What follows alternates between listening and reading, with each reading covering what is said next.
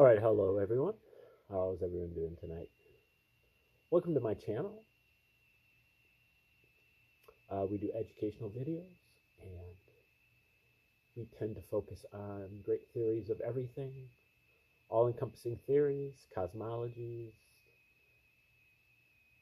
grand unified theories, magnum opuses and tour de forces, and earth-shattering discoveries from obscure sources. And we're in a unit right now that is called Reciprocal Church, with a nod to Dewey B. Larson, the author of the Reciprocal System of Theory, which is the ultimate all-encompassing theory, speaks on every subject, and we're going to get into his take on religion at a certain point. We've already done that. I've done about almost 600 videos on his work, so you can check that out in the archives, but we'll get into it more specifically. But the Reciprocal Church is to just find as many sources as we can find to that speak about numinosity or some spiritual injection into your life, into our lives, approaches that bring about a spiritual experience, and we're trying to assemble these to construct a new religion, syncretize the religion, to replace the soon-to-be departed Judaism and Christianity, probably Islam as well, which have more or less been discredited. If you dig into their histories, they pretty much fall apart when applied any pressure.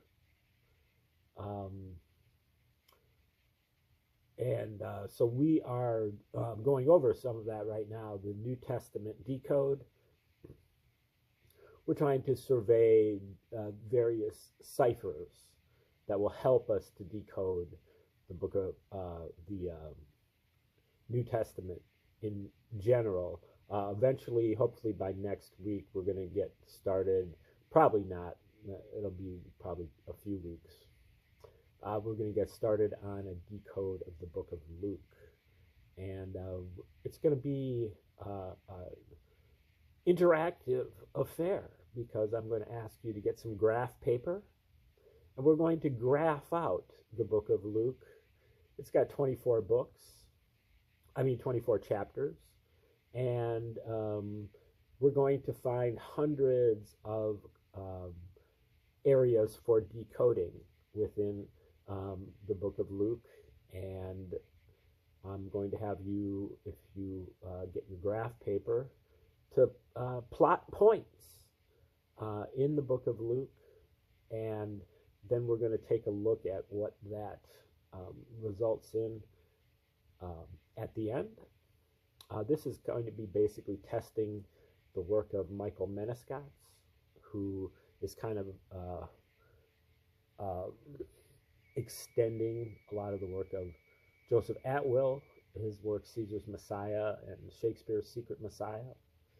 And we're going to, we've already introduced some of that work, especially in particular looking at the parallels between the works of Josephus and the works of the New Testament, and how whoever wrote Josephus also wrote the New Testament. And the works of Josephus are thoroughly dependent. The works of the Gospels are thoroughly dependent on the work of Josephus. Josephus is the only commentator from the first century to actually mention Jesus, other than the Bible and the books of the Bible. And then when we look at the works of Josephus, we have to also recognize that Josephus was an agent of the Roman Caesars. Josephus was a Jew, and he was a priest, but he had been, somehow was enlisted into the Jewish army for the War of the Jews in 66 A.D. From 66 to 73 A.D. against the Romans. Rome, as you I'm sure know, Palestine was a colony of Rome, or province, or whatever, under the jurisdiction of the Roman Empire and the Roman emperors. And eventually Josephus surrendered to the Roman general Vespasian. At that point, Josephus has an epiphany, apparently, that said that God, Yahweh, has now decided that he favors the Romans and not the Jews. And so Josephus defected to the Romans, and he gave Vespasian what's called the star prophecy. He predicted that Vespasian would become the emperor. And lo and behold, shortly thereafter, Vespasian was appointed emperor in 69 AD. Vespasian gave the reins of the Roman army over to his son Titus, and Vespasian headed for Rome, but not before rewarding Josephus by sparing his life, and also by adopting him as his son. And then when eventually when Josephus, when the war was over, he appointed Josephus really as the court historian for the Romans. And then Josephus wrote the War of the Jews, which Titus insisted, to be put out there. Titus eventually also became the Roman emperor after Vespasian died in 79 AD. Titus's brother Domitian became emperor after Titus died in 81 AD. I believe the Gospels were written during the period of Titus's reign, and then the rest of the Bible was most likely written during Vespasian's reign. There could be a few exceptions to that, but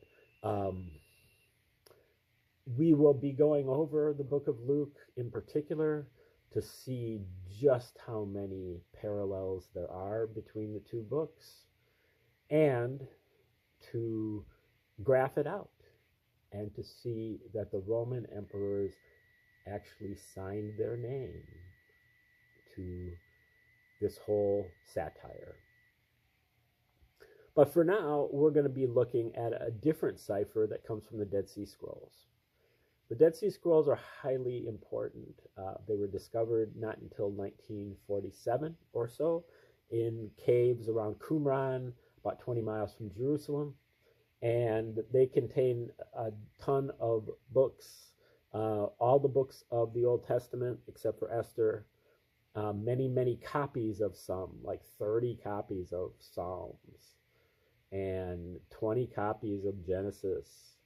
But there were also a lot of sectarian material from the sect that wrote the Dead Sea Scrolls that have a lot of affinities with the New Testament works. And a woman named Barbara Thiering studied the Dead Sea Scrolls. What's so important about the Dead Sea Scrolls is that they step into a vacuum of the first century. We know almost nothing about the first century in Palestine because the only thing that we thought that we knew from the first century were from the Gospels and from Josephus. But when it is discovered that both of these both of these scripts are written by the same person, and they were written in some kind of code that was to bring out as many parallels as possible, and therefore didn't really have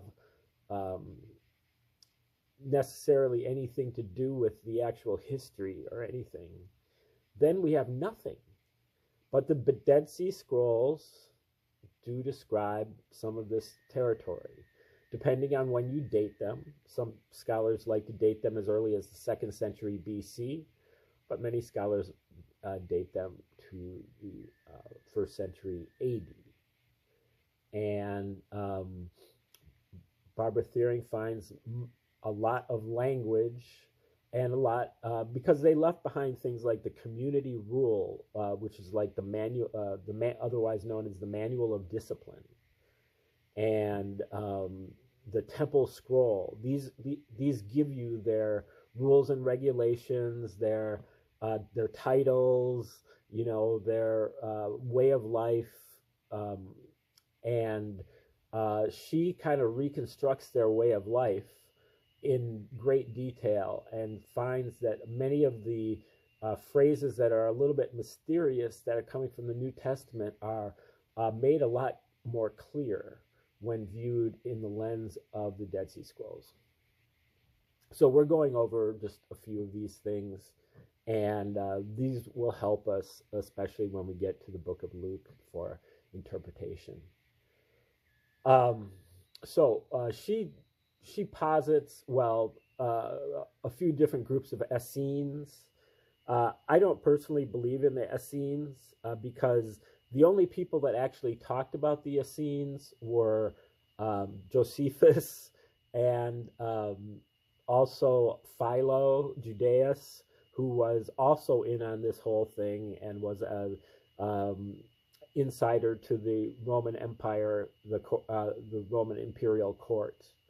And then also Pliny, I believe it's Pliny the Elder, who was also a member of the inside Roman imperial court. And so these are the only people in history that have ever mentioned the Essenes. But Barbara Thiering doesn't know this, so she posits that there are these Essenes who are really strict Jews, but they believe they're peaceful and they're vegetarians and they're very ascetic. But that the Dead Sea Scrolls crew, they were in some respects similar to the Essenes, but they were much more militant.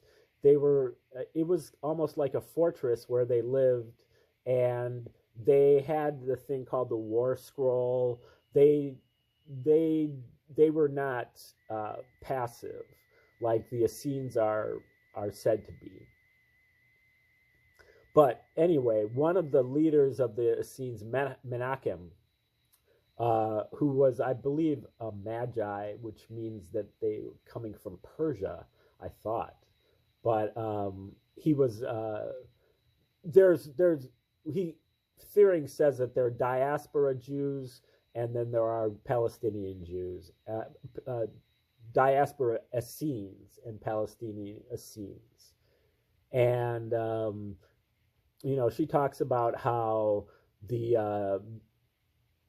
Essenes, or the Dead Sea Scrolls crew, they had a different calendar. And so this guy, they used which was very similar to the Julian calendar, whereas that Orthodox, most Jews used a lunar calendar. And but Menachem, who founded the Magians or Magi, from Persia, she says Babylonia. I can see that. And then Menachem had an encounter with Herod, where he, prior to Herod becoming king of Judea, Herod the Great, from 37 to 4 BC, Menachem met him it says, greeted him, slapped him on the backside, and prophesied that he would be king. So this is also the star prophecy, the same thing that Josephus does to Vespasian. And the star prophecy, if you go back in the Old Testament, it's not for non-Jews. It's only for Jews. Herod was eventually converted to be a Jew, but he was an Idumean to start with.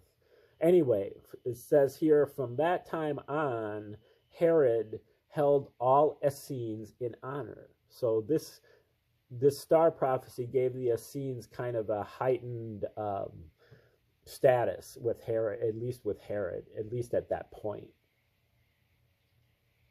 The idea for the Essenes was to restore not only the Davids, like King David, the line, the seed of King David.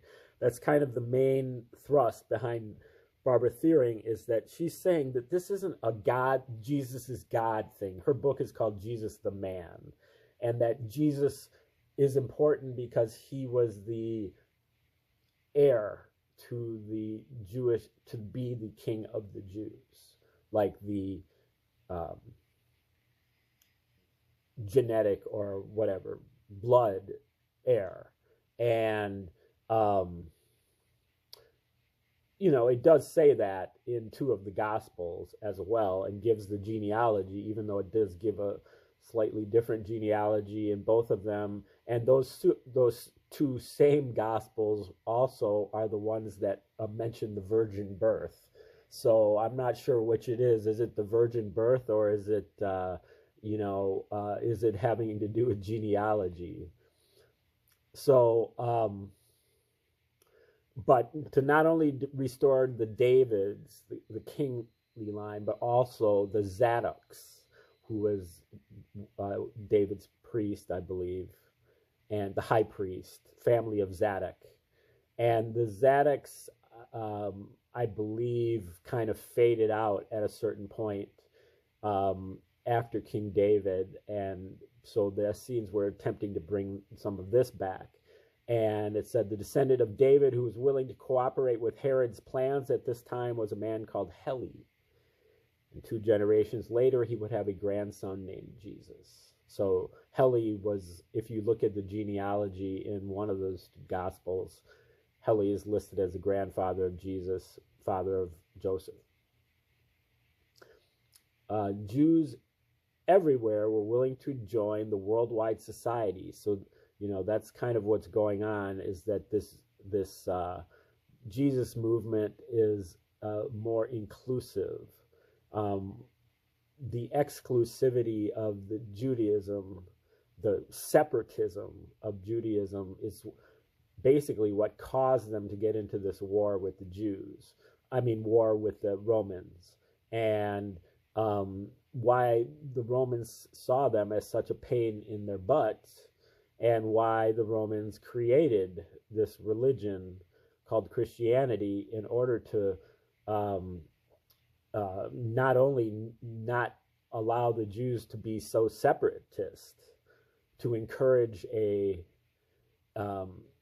openness to the Gentiles, but also to pacify them by portraying a Prince of Peace who believes in rendering unto Caesar what is Caesar's and turning the other cheek and walking an extra mile with your heavy backpack. Those are things that are encouraged by the New Testament, but that no self-respecting zealot Jew would have ever done. And so the Romans were putting this in there to kind of as war propaganda.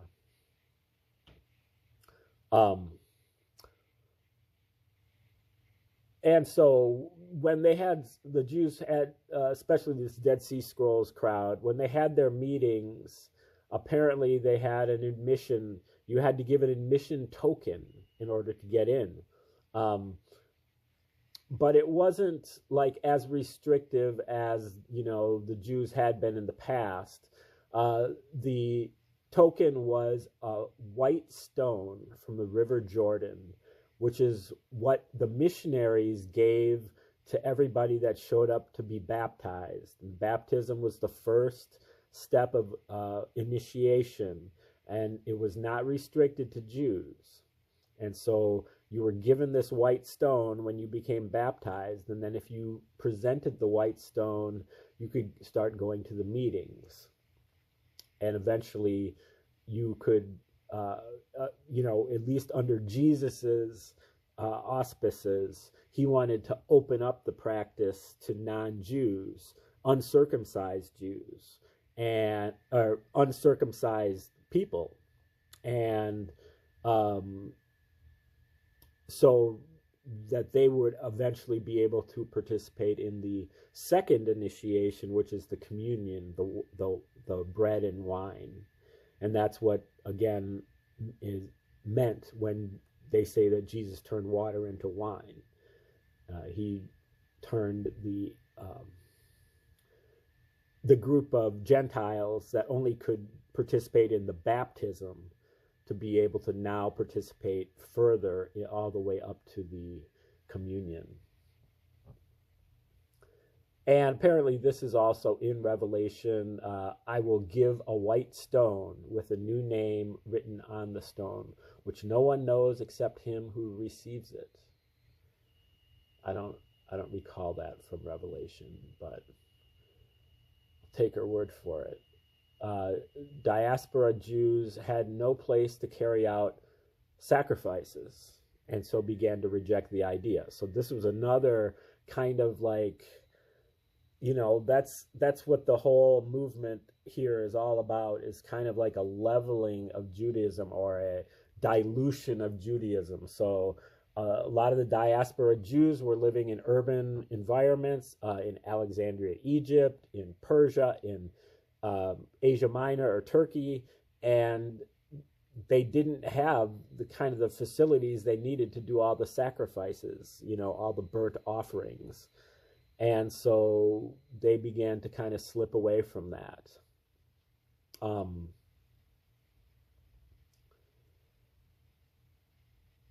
Now, she interprets when Jesus is overturning the tables of the money changers at the temple.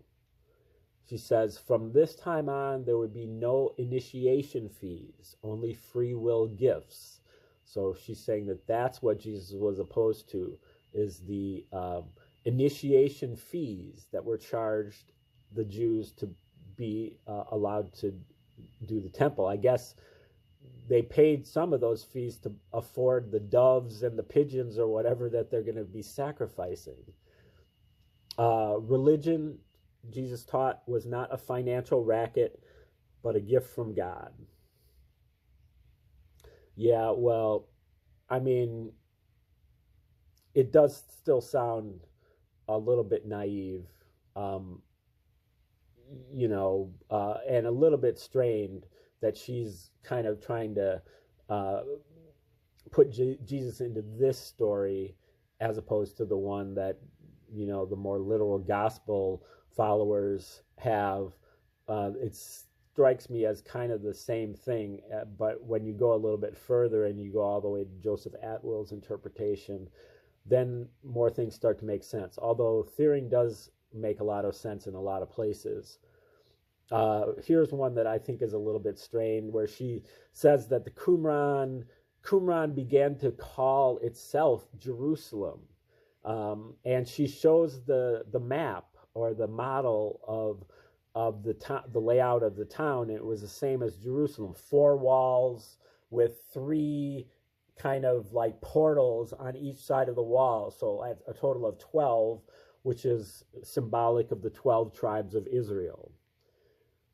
And so she says when Jerusalem is referred to in the singular, that means that it's really Jerusalem. When it's referred to in the plural, it's the New Jerusalem or Qumran. Now, I don't understand how you refer to a town in the plural. So I'm a little bit lost on that one. Maybe I'm missing something obvious. But she does point out that there is a passage in the book of Acts where I believe it's Paul. Paul travels from Jerusalem to Jerusalem. So she's saying that that's showing that we're talking about two different places. I'm not familiar with that passage either, so I need to hit my Bible and go over some of these texts from both Revelation and now Acts. She says that the Gospel of John, which she believes was written as early as 37 BC, whereas most scholars believe that the Gospel of John was the last gospel to have been written sometime in the 90s.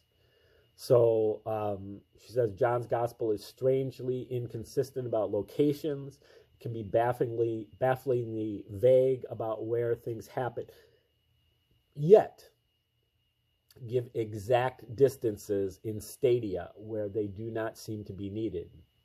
So a stadia is about 3,000 feet, and she equates the stadia, so a stadia is about a kilometer, a little bit less than a kilometer, and she says that whenever they're talking about traveling, they're always using the pace of exactly one stadium per hour, which strikes me as very slow. That's 1 kilometer an hour. Even if you're traveling with a heavy load, that's really slow. If you're walking at a decent rate, you're going to walk at about 5 stadia per hour. But so I mean, it's within the realm of possibility. You know, it seems a little bit slow, but it's not way out there. The distances were related to hours of walking. The rate in the hot, dry conditions, and you do have to remember this is like the hottest place on the planet, the driest place on the planet, the lowest altitude. And so with this festering Dead Sea or lake asphaltitis right there, where everything is dead, because it's so salty, and it okay, so she talks about this monastery at Murd in Qumran that also, she says that many Christian manuscripts were discovered at Murd. And so that she contends that this site was an integral part of the history. The party that met at Murd was westernized and became Christian, while the men who met at Qumran were those who remained Jewish. So keep that in mind. Murd was also referred to as the wilderness. So this is the place where John the Baptist baptized.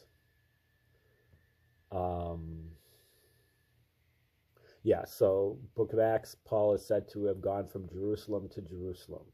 Apparently one of them is in the plural. The plural one is Qumran, and the singular one is really Jerusalem.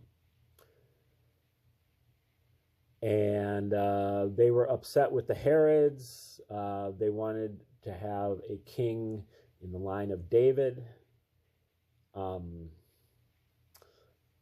the Jews were constantly rebelling against the Romans on a major uprising like every decade for the whole century, from 63 BC up until 66 AD.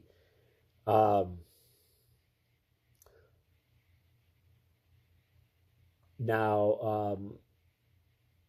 think, she says the same two Gospels that give a genealogy which says that Jesus was descended from King David through his father Joseph, are also the same two Gospels that refer to a virgin birth. In the one of the epistles, I believe Paul also says clearly that Jesus was of the seed of David. The Essenes apparently served as kind of an, the Essenes, I think it's more like Qumran, served as kind of an orphanage. If children were abandoned by their families, and so a lot of the people that were there were like, I don't know, not their that was their adopted family, I would guess I would say. Their documents go over their marriage, rituals or whatever, and apparently they had basically two marriages. You got married the first time for a provisional period, I think of like 3 years, during which time, it was kind of like a trial, and then she says a long betrothal period of several years, then a marriage ceremony which permitted them to have sex. I'm not sure if that's exactly right. She says, before the first wedding, the passions became too strong. If it happened that during the betrothal period and before the first wedding, before the first wedding, if the passions became too strong and a child was conceived, then what you would have is you would have a situation of a virgin birth. The woman was still a virgin legally, but not physically. So, because she hasn't been married yet. So that was a part of their criteria for becoming a virgin, was whether you're married or not. So that's what she's saying the Gospels are referring to when they're calling a virgin birth. When it says Mary was conceived by the Holy Spirit, she says that Joseph was, as Joseph, was the son of Heli and was one of the, in the line of the priests. Joseph was actually, his title was the Holy Spirit. And so that, in her own way, explains that one away. We'll take over again tomorrow and look at some more of these parallels and eventually get back to the Joseph Atwell, but we'll be integrating all of this then when we get to the book of Luke. So we're going to learn all these different techniques and then incorporate them all at once as we start to go through the book of Luke. All right, so thank you for tuning in today.